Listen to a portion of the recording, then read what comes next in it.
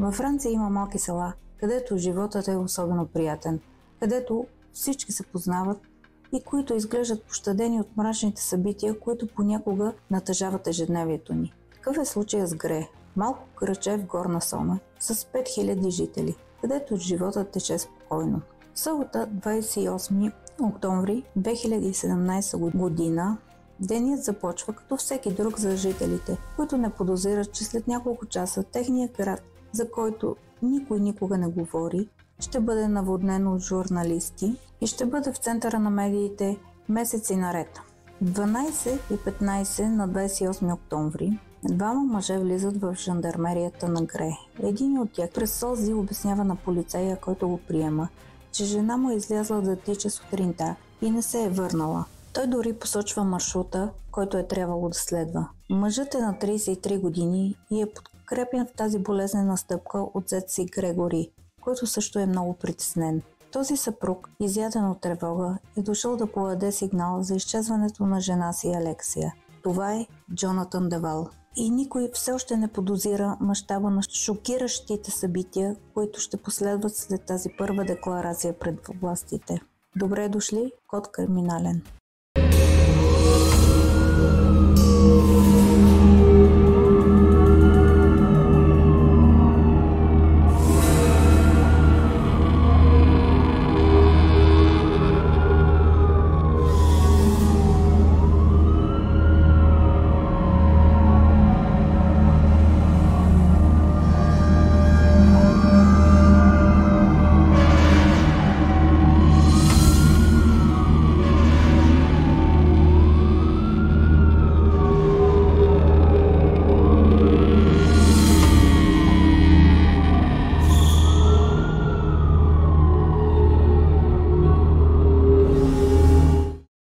Джонатан и Алексия се срещат докато са много млади, по време на ски ваканция през януари 2005 година. Общи приятели ги запознават. По това време Джонатан, който още не е бил във връзка, е на 21 години, въпреки че изглежда много по-млад. Алексия от своя страна все още е гимназистка и скоро ще навърши 17 години. Между тях любовта е моментална. Но Джонатан е твърде срамежлив, твърде затворен, за да опита нещо спрямо тази красива блондинка, която го привлича толкова много. Затова Алексия прави първата крачка, като му остави мобилния си номер. И от този момент нататък Джонатан и Алексия са неразделни. Всеки от тях изживява първата си любовна връзка и трябва да се признае, че са се намерили перфектно. Тяхната връзка е изключително силна, до такава степен, че Джонатан е толкова често вкъщи при Алексия, че почти живее там. Родителите на Алексия обичат този мил и услужлив младеж. Събитията се развиват логично, когато Алексия напуска семейния дом, за да продължи обучението си по психология в Безансон. Там тя наема малък апартамент, който двамата се нанасят заедно. Това е идеално и за него, тъй като той също подготвя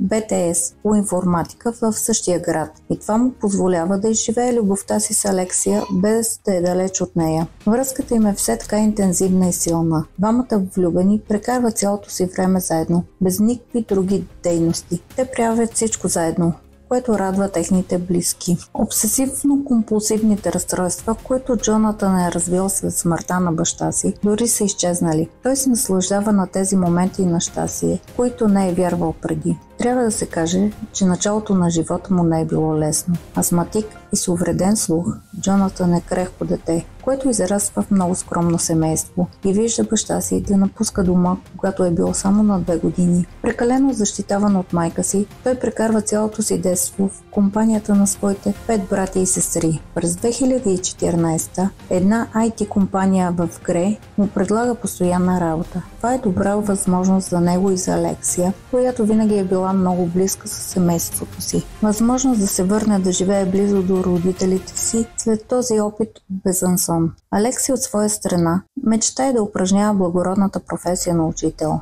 но е скъсана на изпита и решава да се присъедини към родителите си, като работи в семейния бар. Младото семейство се нанасят при родителите на Алексия Пюйо. За съжаление, близостта с баща си и майка си създава неудобство за Алексия. Тя не може да има сексуални отношения с приятеля си, докато баща и майка са в съседната стая, което е неприятно. Макар и да не е непреодолимо. Първите проблеми от интимно естество се появяват в живота на двойката. Въпреки това, дори да стават все по-сериозни, любовта между Алексия и Джонатан е все така силна. Двойката се жени на 18 юли 2015 година в кметството на Гре. След това празнуват събитието с голямо тържество в един замък. Няколко месеца по-късно те най-накрая имат възможността да напуснат дома на Фюил, благодарение на красива къща, която е на бабата и дядото на Алексия и която тя има възможност да изкупи. И те се нанасят след като правят ремонт. Проблемите от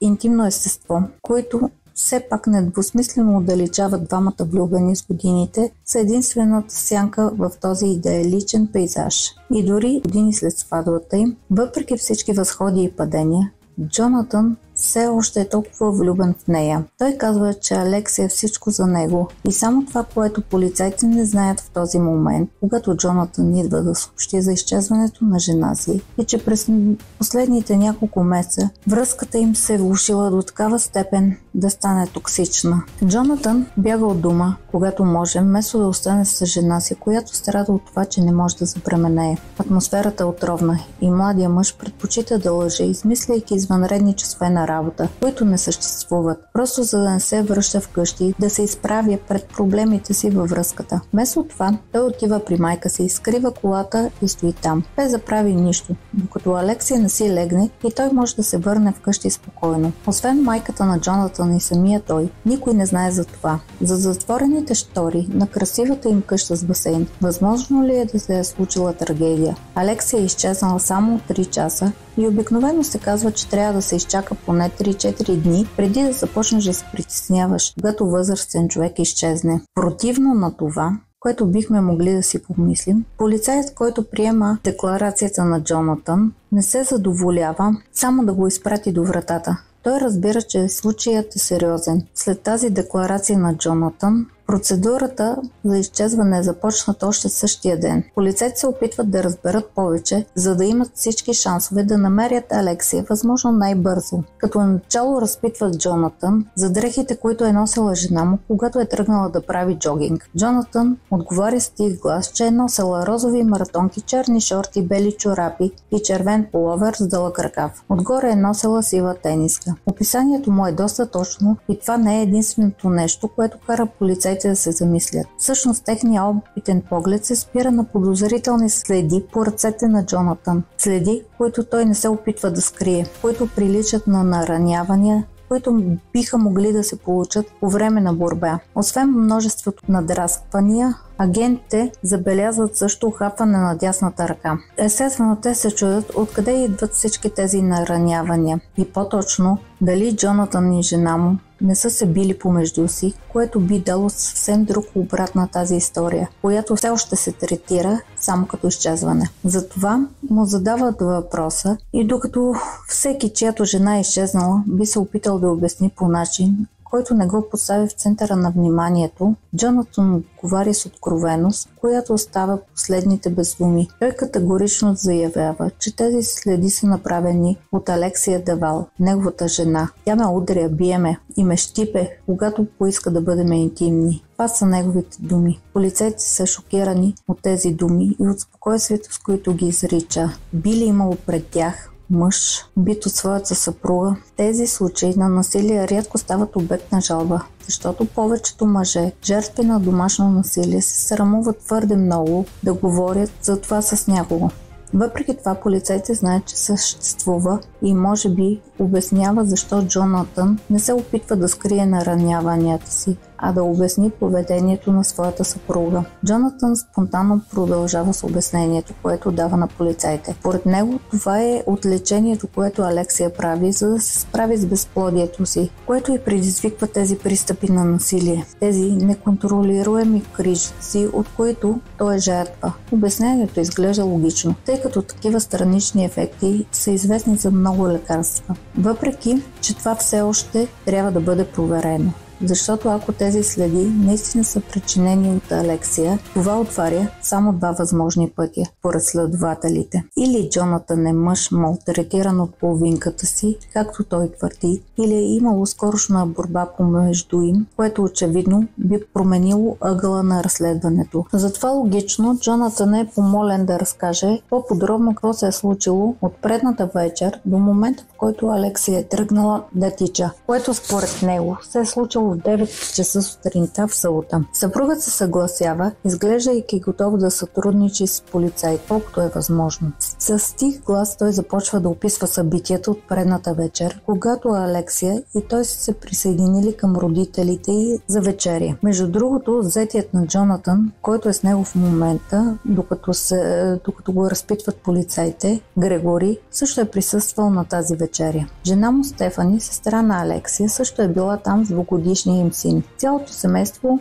вечеря в добро настроение. Те са свикнали редовно да прекарват такива моменти заедно и атмосферата е приятелска. Джонатан обяснява, че Алексия и той не са се прибрали много късно, около 22:30. Спомените от предната вечер са все още много свежи в паметта му. Затова упражнението за него не е много трудно. След като храни котката си, Алексия пуска пералня, докато той е включил съдомионната преди да си легне с жена си. Нищо необичайно през тази вечер. Като цяло, обикновена вечер, която не изпъква с нищо, което на този етап да свърши семейството с това изчезване. Джонатан дори не споменава за нараняванията си, които според него са причинени от криза на Алексия, но са по-стари. Въпреки че предвид следите, които имат пред очите си, жандармеристите, които го разпитват, имат малко трудност да му повярват, че това са стари следи. Подозренията започват да растат в съзнанието на разследващите. Нещо не звучи наред с цялата история.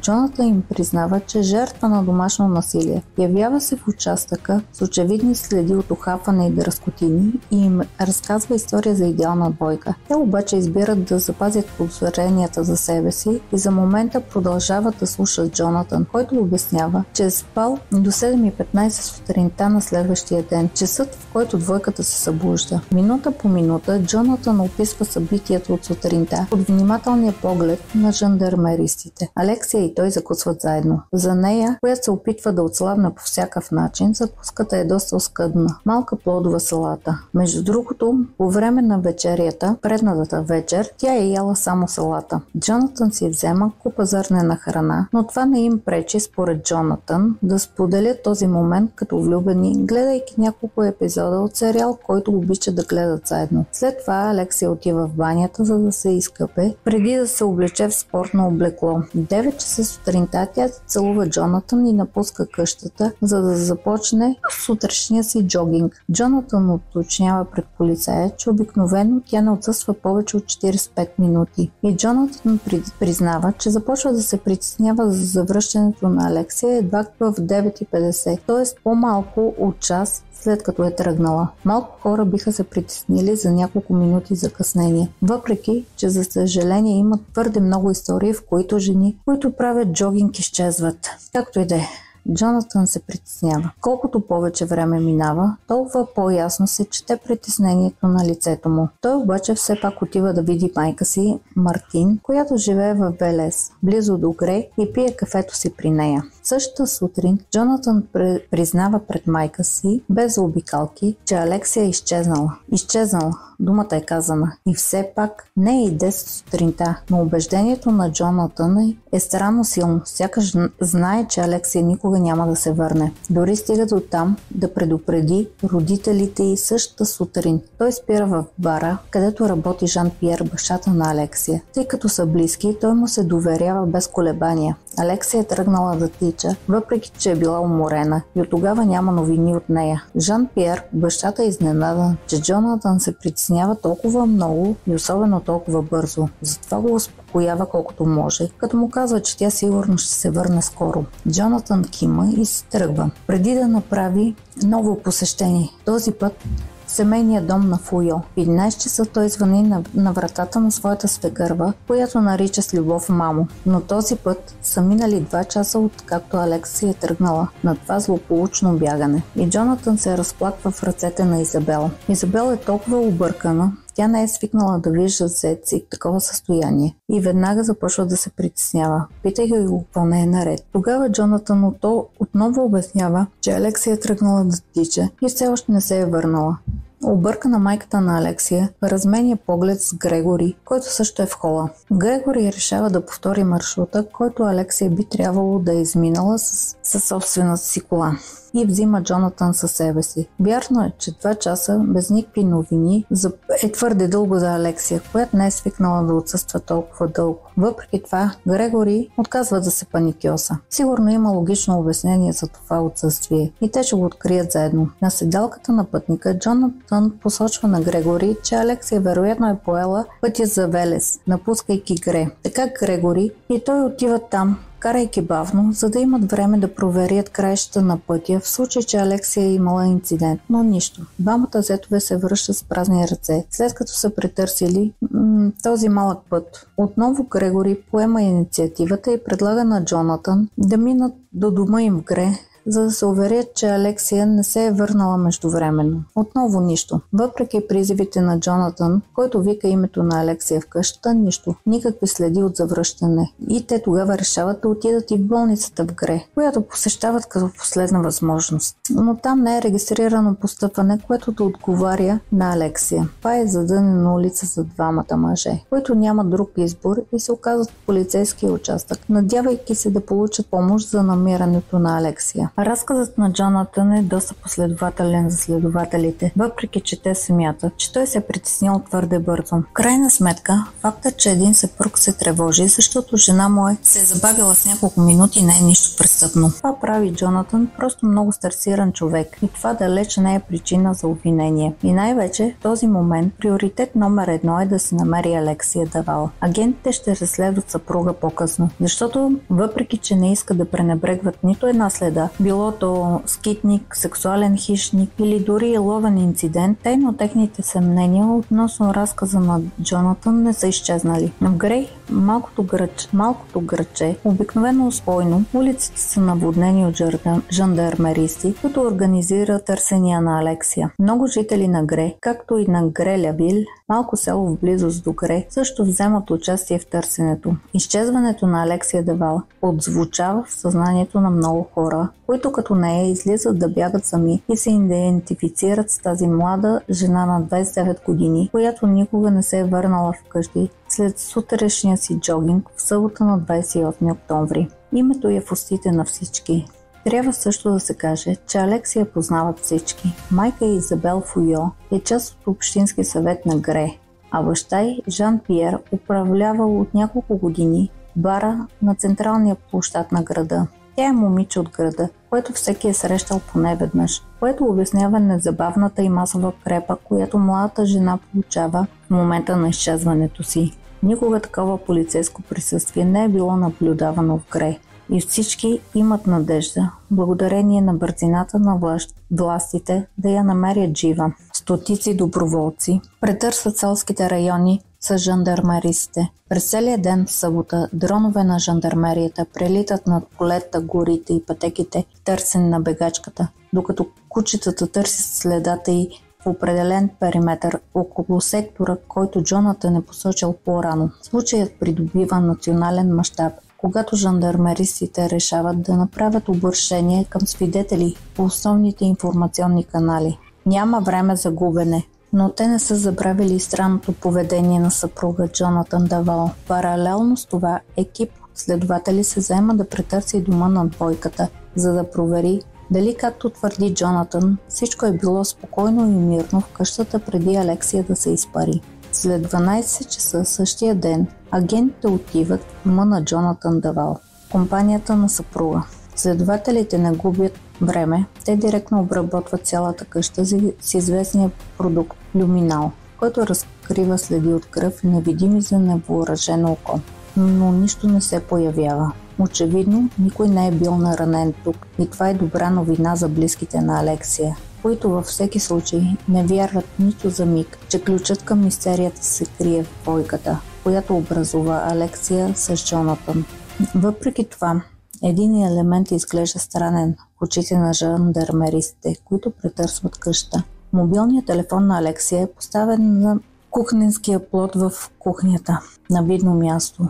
Това откритие поставя въпроси. Защото се чудим дали Алексия би могла да тръгне да бяга без телефона си, което изглежда малко вероятно, когато знаем, че е важно да имаш средства за комуникация с другите, когато излизаш сам по селски пътеки. Но винаги е възможно това да е просто едно забравяне. Само че проверявайки съдържанието на телефона, сред съобщенията, изпратени от Джонатан, който се притеснява от липсата на отговор, следователите попадат на СМС, изпратено от Алексия до сестра й. В 9:13 тя я информира, че е тръгнала да бяга и че може би ще мине при нея, ако има сили. Джонатан винаги е бил много точен, когато разказва събитието от сутринта. И той категорично е заявил пред следователите, че Алексия е тръгнала в 9 часа сутринта. Но ако тя няма телефон със себе си, когато напуска къща, кой е изпратил това съобщение до сестра й 13 минути по-късно? Следователите подозират, че Джонатан не им е казал цялата истина, за което ще поискат обяснение от него. Междувременно, в 6 часа след обяд, същия ден, търсенето приключва без да бъде открита нито една следа от младата жена. Джонатан признава спонтанно, че не е бил напълно честен и че вечерта може би не е била толкова спокойна, колкото той е твърдял. Той уточнява, че когато се върнали от вечерята в 22:30, Алексия поискала да има сексуален контакт с него. Джонатан отново споменава за това неудовлетворено желание за дете, което изглежда и изяждало Алексия и което е било единствената тъмна точка в тяхната щастлива връзка. Алексия и той се обичат безрезервно. Той го твърди, но това желание за дете е предизвикало сексуален блокаж при него и от няколко месеца напрежението се усеща все повече в ежедневието. На интимно ниво Алексия и Джонатан вече не са на една и съща вълна. Той дори признава, че от една година страда от еректилна дисфункция, патология, която може да бъде наистина проблемна в една връзка. Алексия не понасяла идеята, че съпругът й не й дава всички шансове за да зачене дете. Джонатан описва съпругата си като насилствена, почти истерична и която не се колебае да го унижава, като му повтаря, че той не е мъж. Той приписва това поведение на лечението, което Алексия прави, за да увеличи шансовете си да забременее. Дори до там, че да каже, че тя вече го е удрила толкова силно по време на една от кризите си, че му е щупила ребро. Джонатан обвинява Алексия за тежки неща, без тя да е там и да може да се защити. От друга страна, когато го питат дали той някога е реагирал насилствено на такива кризи, той отговаря отрицателно и категорично отрича. Следователите ще се опитат да потвърдят или опровергаят тази ситуация на домашно насилие с помощта на лекаря на Алексия, експерти, както семейството и приятелите, които редовно общуват с двойката. Но никой в продължение на повече от 10 години никога не е виждала Алексия в такива състояния на криза. Зад образа на младата идеална двойка полицейите разбират, че една малко по-мрачна история е започнала да се тече. Въпреки това, все още това не е доказателство за вината на Джонатан. Много двойки изпитват сериозни проблеми, но в крайна сметка ги преодоляват или се разделят. А що се отнася до насилието на Алексия спрямо Джонатан, няма никакви следи наранявания, освен нараняванията, които той показва в деня на нейното изчезване. Също така, нищо друго не потвърждава неговата теза. Няма подадени жалби или сигнали от името на Джонатан. Никой съсед не ги е чувал да се карат. Напротив, всички описват двойката като идеална, много влюбена и грижовна. Родителите на Алексия дори ще отговорят на полицаите, които ги разпитват във връзка с Джонатан, че те биха пожелали на всички да имат такъв перфектен зет като Джонатан Давал. Но остава тази история с мобилния телефон, намерен в дома на Давал, която не се вписва. Джонатан няма никакво обяснение за наличието на този телефон и хронологията не съвпада с неговите твърдения. Въпреки това следователите имат само подозрения, които се засилват и докато не намерят Алексия, те знаят, че разследването няма да напредне. Търсенето започва отново на разсъмване в неделя сутринта, но денят минава без нищо ново. Никой не намира никакви следи от Алексия никъде. Сякаш тя е изчезнала завинаги. както Джонатан твърдеше още предния ден. Ще трябва да се изчака до понеделник, когато няколко жандармеристи се присъединяват към търсенето и откриват частично изгоряло тяло в гората на Вестър, на 5 км от дома на Алексия. Тялото е поставено между два стола на дървета, краката са сгънати, ръцете са в чубовете. Очилата на младата жена са внимателно поставени върху лицето й, а върху нея е хвърлено покривало, което създава усещането, че убиец е организирал тази сцена, защото е познавал добре жертвата. Въпреки че горския район е много далеч от място, където Алексия трябва да бяга, жандармеристите веднага предполагат, че това наистина може да е тя. Невъзможно е да се определи дали това наистина е тялото на Алексия, която лежи пред тях, тъй като лицето и тази са били изгорени от пламъците. Но младата жена носи дрехи, описани от Джонатан по-рано, включително розови маратонки, които са лесно разпознаваеми. Очевидно, не трябва да се правят прибързани заключения и трябва да се изчака резултатът на криминалните експерти и тази информация бързо ще бъде потвърдена. Това наистина е Алексия Девал, изчезнала само няколко часа по-рано. Първите разследвания се провеждат през нощта, за да не се губи нито една секунда. Няколко елемента, открити близо до тялото, ще се окажат изключително важни за разследването. Първо, следователите откриват следи от гуми в калта. Следата е ясна, което им позволява без съмнение да разберат повече за превозното средство, което е било на място на местопрестъплението. Но още по-интригуващо е, че те също откриват пластмасова капачка под тялото, вероятно принадлежаща на аерозолния флакон, с който е запалено тялото. Въпреки ужаса и тъгата от откритието, това е неоценим късмет за следователите, защото без тяло няма престъпление. Както ще видим в следващия случай на Жубилар, напомняш изключително много на този. Освен това, тези улики им позволяват да зачеркнат убийството от скитник от списъка си. Всъщност цялата тази постановка разкрива, че престъплението е било подготвено с елементите предвидени за кремация и камуфлаж на тялото.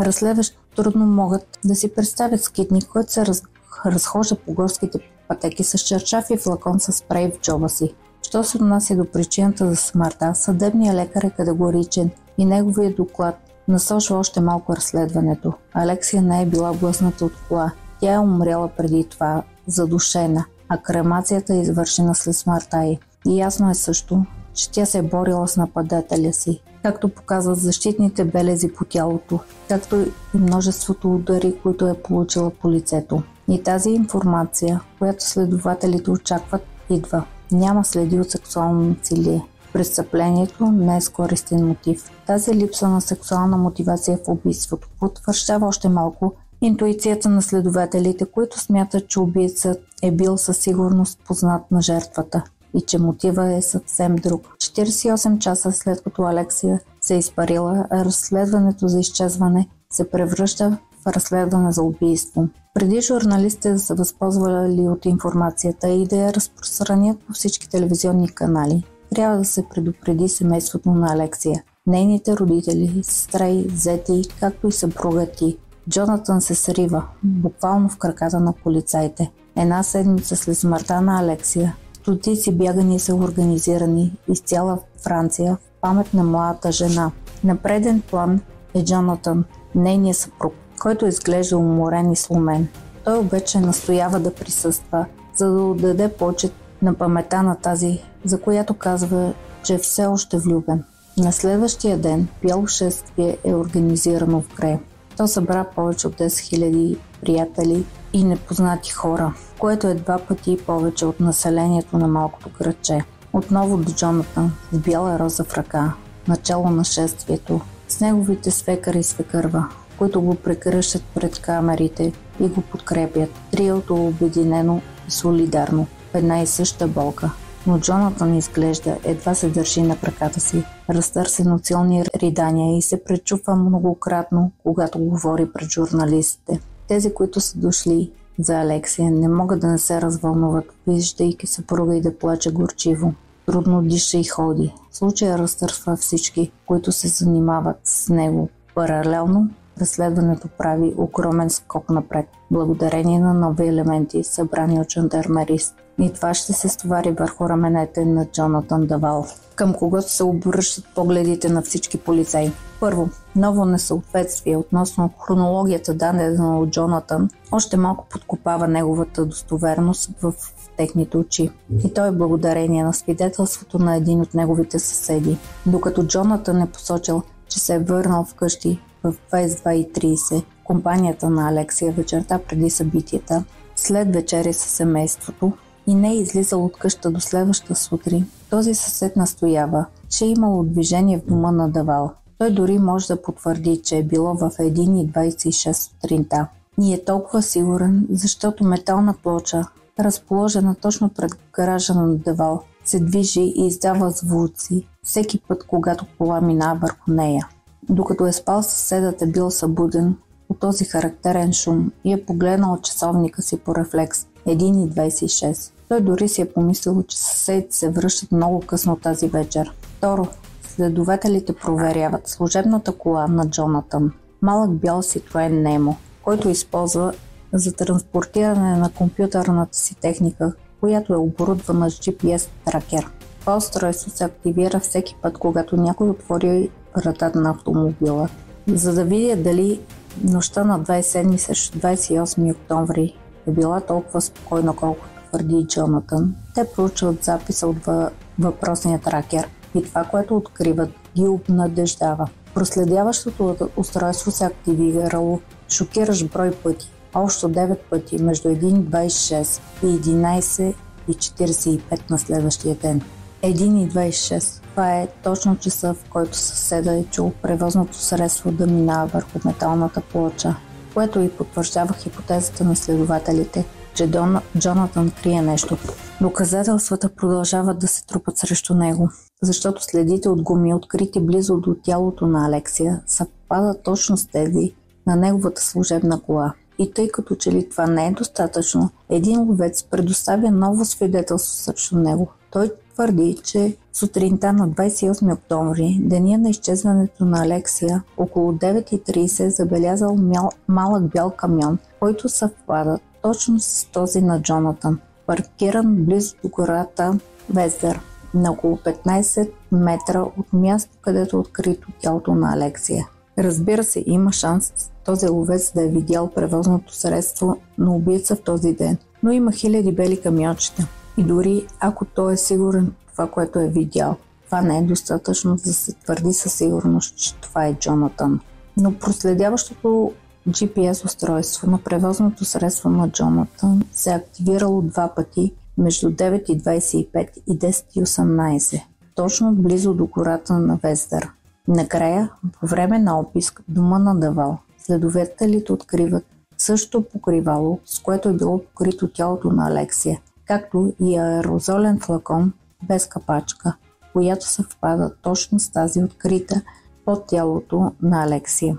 На този етап следователите вече не се съмняват във вината на Джонатан. Те знаят, че историята, която им разказва от началото, е измислена и че той далеч не им казва цялата истина. В средата на ноември, около 15 дни след откриването на безжизненото тяло на Алексия, нов доклад от съдебния лекар пристига в ръцете на жандармеристите, които разследват случая. Става въпрос за храносмилателното съдържание в стомаха на Алексия, т.е. храната, която тя е поела преди смъртта си. Но то не съдържа плодове, както бихме могли да предположим, ако тя наистина е закусила сутринта на 28 октомври, както е заявил съпругът й по време на разпита.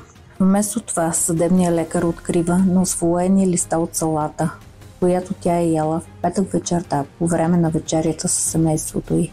Това доказва, че Алексия е починала малко след тази вечеря, а не в събота сутринта. Тя не е закусвала с Джонатан. Нейният съпруг става главен заподозрян в убийството на младата жена. Джонатан Давал е задържан на 29 януари 2018 за голям ужас на родителите на Алексия, които заявяват, че това е несправедливо в присъствие на журналисти. За Изабел и Жан-Пиер Фуйо, а да продължава. Този зет, когато смятат за свой син, не може да е виновен за убийството на дъщеря им. Джонатан манипулира всички от 3 месеца и те са подготвили внимателно разпита си. Явните несъответствия и осъдителните доказателства, събрани от началото на разследването, са поставени пред Джонатан, който все пак продължава да отрича фактите. Жандармеристите сменят стратегията и се опитват с нов подход при всеки раз, общо 5, края на които дори неговите адвокати го насърчават да бъде честен. В края на този пети разпит главният заподозрян съвсем спонтанно заявява пред жандармеристите и произнася тези няколко ужасни думи. Ето, това съм аз. Аз, Джонатан Давал. Аз убих съпругата си. Съпругът в сълзи пред камерите на френската преса няколко месеца по-рано току-що призна за убийството на Алексия и неговите признания разтърсват не само малкото граче Гре, но и цяла Франция. Според Джонатан, който отказва да навлезе в подробности, обяснявайки, например, ударите, които Алексия получила или кремацията, оправдавайки постъпката си с постоянното напрежение във връзката, както и факта, че Алексия е имала потискаща личност и че по време на една от кризите й той се опитал както обикновено да я овладее, като я притиснал към леглото в спалнята им. Твърди, че тогава я задушил без да разбере. Той също така признава, че е поставил тялото на жена си в задната част на служебната си кола, преди да го остави в гората Вездер сутринта на 28 октомври. От друга страна, той яростно отрича да го е запалил. Ако се вярва на думите му, значи е било нещастен случай и в случая няма да е на лице умишлен състав на това престъпление. Как да обясним тези жестоки удари, които Алексия е получила по лицето? Белезите в гърба й, които също са открити по време на аутопсията и изгореното тяло. Освен това, въпросът за съучастник се задава. Защото, когато наблюдаваме Джонатан, виждаме крех мъж с приведени рамене и толкова слабо физическа конструкция, че се чудим дали е могъл сам да вкара и извади тялото на жена си в Ситроена. Преди следователите да намерят отговори на тези въпроси, Джонатан, който е в предварителния арест в затвора в Дижон, откакто е обвинен, пише писмо до съдията, отговаря за разследването на неговия случай. Той твърди, че има разкрития, които би искал да направи. Изслушан от съдията, Джонатан пуска бомбата и се отказва от признанията. Всъщност, той не е виновникът, той не е убил Алексия, но знае името на убийца и това е Грегори, зетът на Алексия. Помните си, че Грегори е човекът, който обикаляше първите дни с него, изпълняваше всичките му капризи с надеждата да открият Алексия. Но това не е най-долното, което ще изрече Джонатан на този раз. Просто слушайте. Той казва, че се е предал, за да го защити в името на кръвен пакт, сключен с цялото семейство на Алексия. Обратът е невероятен, може би дори безумен, но съдията изслушва внимателно неговите показания. Всичко се случило по време на тази вечеря. Това е началната точка на тази мрачна история според Джонатан Давал. Тази вечер цялото семейство празнува втория рожден ден на сина на Грегори и Стефани, сестрата на Алексия. Вечерта минава добре, разговорите са радостни и леки, но според Джонатан в края на вечерта Алексия е изпаднала в нова истерична криза. Младия мъж я дърпа за ръката и я отвежда в банята, за да се опита да я успокои далеч от семейството, както е свикнал да прави. Но изведнъж Алексия се нахвърля върху сестра си, блъскайки племенника си на 2 години. В същия момент Грегори, съпругът на Стефани, реагира на тази брутална сцена и поема мястото на Джонатан в банята. Той излиза от банята, оставяйки Алексия сама с зеци, за да се изясняват. Странно, когато знаеш, че един от двамата не е в нормално състояние и че другия е реагирал под въздействието на гняв, всеки на негово място би предпочел да остане, за да успокои нещата или поне да наблюдава дали всеки успява да се контролира. Но това не е което Джонатан избира да направи. Джонатан, който затваря вратата зад себе си, чува викове, удари, знак, че ситуацията не се е успокоила ни най-малко. И тогава това, което описва като голяма тишина, кара, както и цялото семейство, да влезе отново в банята. Там те могат само да констатират смъртта на Алексия, задушена от зеци, за да защитят Грегори и Стефани, родители на малкото дете. Семейството сключва ужасен договор, който се състои в запазване на мълчание и отстраняване на тялото на Алексия, за да може той да се изправи пред трагичната и брутална загуба на жена си, без да бъде сам. Семейството смята, че Алексия би било добре да прекара нощта при Джонатан. Тялото на Алексия е натоварено в камиона на Жан-Пиер, който прибира колата в гаража на Джонатан, за да разтовари дискретно тялото на собствената си дъщеря. Така вместо да се отърват от него веднага, те оставят трупа на Алексия да прекара нощта при Джонатан, който трябва да остави безжизненото тяло на жена си в гората Бездър. На следващата сутрин всички се съгласяват Алексия да бъде облечена с дрехите за спорт. Целта да се направи и да изглежда, че е убита от скитник по време на бягане. Но Джонатан отива още по-далеч, тъй като се е почувствал принуден да се предаде, за да е сигурен, че Грегори никога няма да бъде обвинен в това убийство. Между другото, вероятно Грегори се опитал да запали тялото на Алексия, за да изтрие всички следи от своята ДНК. Джонатан е само жертва, малко наивна, на заговор, който се обърнал срещу него, просто защото е искал да запази думата си и да защити баща на семейство. Съдията е шокиран от това абсурдно разкритие, но не толкова колкото Фюйо и Гюес, които са повикани на 4 юли 2018 кабинета на съдията, който ги информира за новата версия, предоставена от Джонатан. За семейството на Алексия, което току-що премина през месеци на ужас и болка, е просто немислимо, че Джонатан ги е обвинил по този начин, покоен и достоен, както от началото на случая. Бащата на Алексия кипи отвътре. Това е твърде голяма лъжа от човек, който всички са смятали за свой син, брат и член на семейството. Освен това, случаят е толкова медиен, че не минава много време преди скандала да избухне. Грегори, обвинен в убийство от Джонатан, се оказва в центъра на медиен вихър. Последствията са тежки за неговото семейство и за него самият, защото някои започват да вярват в неговата вина и снимката му се разпространява против неговата воля. Слуховете нарастват около семейството на Алексия, подхранвани от жълтите вестници, които гледат на случая на Давал като истински съдебен сериал. За щастие, разследването на жандармеристите бързо доказва, че обвиненията на Джонатан са несъстоятелни. На камерите за видеонаблюдение в Гре, ако това, което е разкрил Джонатан, е вярно, агентите трябва да видят камиона на бащата на Алексия, който е трябвало да отиде при Джонатан, за да остави тялото на дъщеря си. Но това не се появява на нито една камера. И най-важното, след проверка, камионът на Жан-Пиер е твърде висок, за да влезе в гаража на къща на Давал. Очевидно, това е нова измислена лъжа от Джонатан Давал, който вече може да бъде определен като митоман. Цялото семейство е отвратено от този опит за оправдание в последния момент. И особено Грегори, който е директно посочен и не може да се успокои. На 7 декември 2018 Джонатан се изправя пред бившото си семейство на очна ставка, организирана от съда в Безансон. Джонатан ще се срещне насаме, последователно с Грегори, Стефани, Жан-Пиер и след това с Изабел. Съпругът остава на позициите си пред Грегори и повтаря обвиненията си. Разговорът не води до нищо, както и следващите с Стефани и Жан-Пиер. Но когато Изабел, майката на Алексия, подава на Джонатан снимката на Алексия с котката й, която обича повече от всичко, той се срива и признава, че наистина е измислил всичко и че той е истински убиец на жена си, Алексия Давал. И никога вече няма да има съмнение по този въпрос.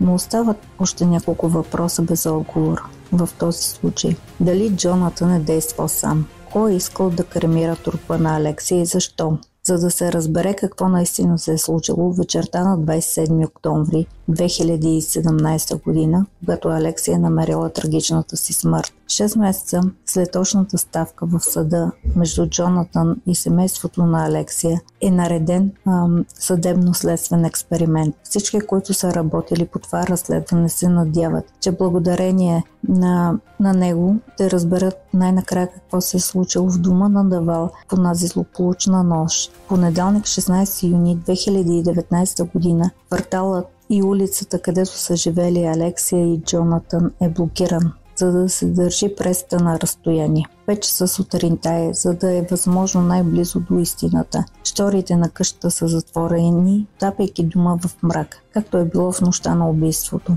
Джонатан влиза в хола и обяснява, че при завръщането им от вечерята при родителите на Алексия тя е поискала интимен контакт с него, но той не се е съгласил. След това Алексия отново го е обидила. На този етап неговите показания не се променят.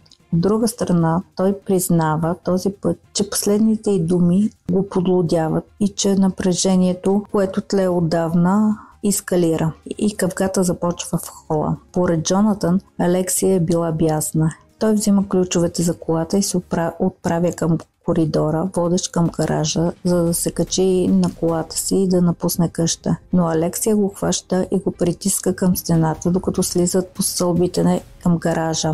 Все още карайки се яростно. Алексия го драска, хапе, докато той демонстрира движение от борбата. Джонатан обяснява, че изведнъж тази нова атака на жена му го изважда от релси и започва да я удря по лицето с всички сили, поне 10 пъти, докато същевременно удря главата й в бетонната стена. Този път движенията и думите на Джонатан съответстват на заключенията на аутопсията, направена от съдебния лекар. Всичко е правдоподобно в този разказ, който за първи път от началото на разследването изглежда истински. Докато Алексия е притисната към стената, ръцете на Джонатан се затварят около главата й и стискат с всички сили в продължение на 4-5 минути, поред собствените му думи, докато тялото на Алексия не се срива безжизнено в краката му. Тезата за нещастния инцидент е отхвърлена, защото за да задушиш някого 4-5 минути трябва истинско желание за убийство. Въпреки това, Джонатан твърди, че в този момент е смятал, че Алексия е просто в безсъзнание, но тя е наистина била мъртва. Съдебно-следственият експеримент вече носи плодове, защото освен да открие, че Джонатан не е помислил дори за секунда да повика спешна помощ, докато жена му би е била все още жива и е можело да бъде спасена. Откриваме също, че далеч не е убил Алексия в спалнята им по невнимание, опитвайки се просто да я успокои. Това е съвсем различна сцена, която той играе пред полицейите и родителите на Алексия, разтърсени да преживеят последните моменти на дъщеря си в зловещите стълби, водещи към гаража. Джонатан обяснява, че след това е дръпнал безжизненото тяло на младата жена до багажника на колата, за да провери дали наистина е могъл сам да дръпне и да пренесе трупа на Алексия без помощта на съучастник. Манекен, натоварен с тежести, е донесен на мястото. Тежи 50 кг, точно колкото Алексия в момента на смъртта си. Джонатан е помолен да повтори същите движения, както в нощта на убийството. За изненада на всички, въпреки крехката си фигура и привидната си слабост, той няма никакви проблеми да пренесе Алексия до колата. Отговорът е ясен. Джонатан не е имал нужда от ничия помощ, за да извърши това престъпление и да се опита да го прикрие. Хипотезата за съучастник изчезва. След като натоварва Алексия в багажника, той отваря вратата на Ситроена, замисля се за момент преди да се върне на етажа. Следва нов момент на размисъл. После слиза, отваря вратата на колата и накрая се връща на етажа, за да подремне. Събуждайки се, той повтаря операцията многократно, за да провери дали това, което е направил, наистина е реално, което обяснява защо тракерът на превозното средство се е активирал толкова пъти през нощта на убийството. В крайна сметка, безжизненото тяло на Алексия остава в колата до следващата сутрин. След като заспива, с малко по-ясни мисли, Джонатан мисли за план, който да изпълни, за да прикрие престъплението и да отклони подозренията. Бързо си казва той, че най-вероятно би било Алексия да тръгне да бяга сутринта и да бъде убита от скитник по пътя. Затова Джонатан обува чифт розови маратонки на краката на Алексия, мъртва от предишната вечер. За целта останалото облекло, което тя носи, ще свърши работа. Време е всички да отидат на място, където е открито тялото на Алексия, за да получат отговор на последния останал въпрос – кремацията на тялото на Алексия. Пресата, задържана от жандармеристите, се трупа около гората Вездър, където се провежда продължението на следствения експеримент. Джонатан отваря багажника на колата, изтегля манекена за краката и го влачи до кората, до място, където тялото на Алексия ще бъде открито между два ствола на дървета. Там той поставя манекена в същата позиция, както тялото на Алексия, гънати крака, ръце в джобовете и поставя покривалото отгоре. Естествено го разпитват за запалване на тялото на жена му, но за разлика от другите въпроси, на които всички са получили отговор, той настоятелно отрича да е автор на това. Въпреки това е доказано, че той не е имал нужда от някого, за да извърши престъплението от А до Я. Тогава, кой би могъл да се опита да запали тялото на Алексия? Каква би била целта?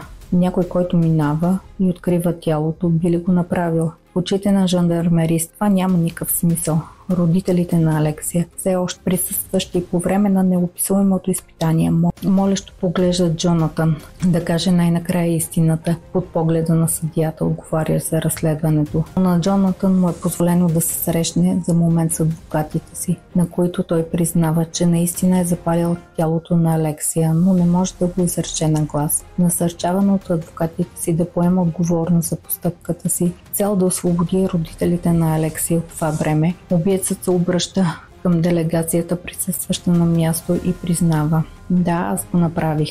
Той посочва, че е използвал пяна за разширяване, която е нанесъл върху тялото на Алексия преди да го запали. Пяната идва точно от бутилката с аерозол, открита месеци по-рано в гаража. Този път цялата светлина е хвърлена върху смъртта на Алексия Давал и процесът може да започне на 16 ноември 2020 година. Пред цяла Франция, когато Изабел, майката на Алексия, чете писмо, което дъщеря я написала на Джонатан за Свети Валентин, в залата настъпва ледена тишина. Тонът е по-суров, изпълнен с омраза. Идеалният зет вече не съществува и семейството категорично отказва да повярва, че убийството е нещастен случай. Но въпреки опитите на обвинението, няма достатъчно доказателства, които характеризират предумишленост. Доказателствата сочат всички към ефект на тази къпга, която е избухнала и е завършила с престъпление. Съвещанието продължава само 2 часа и 30 минути, след което Джонатан Давал е осъден на 25 години затвор. Той никога няма да обжалва присъдата и излежава наказанието си в затвора в Алзас. В допълнение, на 14 март тази година трябваше да започне дело за набеждаване срещу Джонатан, повдигнато от семейството на Алексия, но беше отложено за април. Ако ви е било интересно, не се колебайте да се абонирате и да харесате. Благодаря ви, че ме гледахте и ще се видим скоро. Чао!